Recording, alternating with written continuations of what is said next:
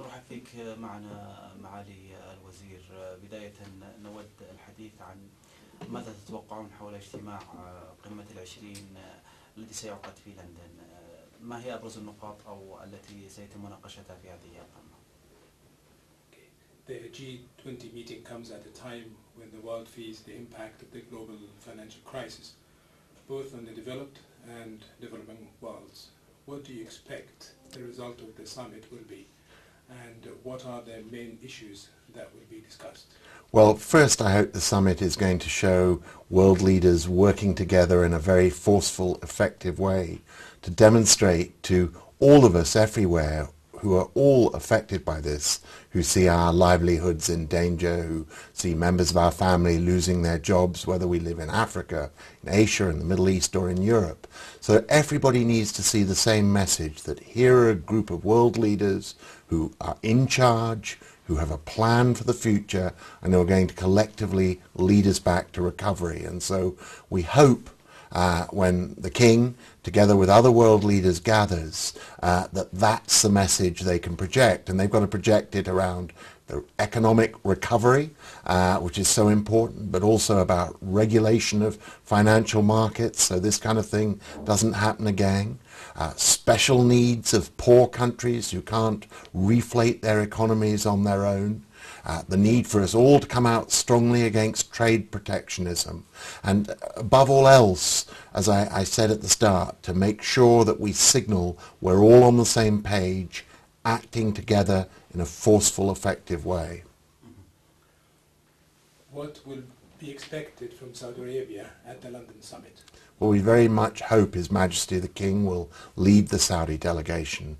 And already, even before we get to the summit, Saudi Arabia has done something remarkable. Its contribution last year towards stabilizing oil prices has made this crisis, terrible though it is, less bad than it would otherwise have been if we still had oil at $147 a barrel.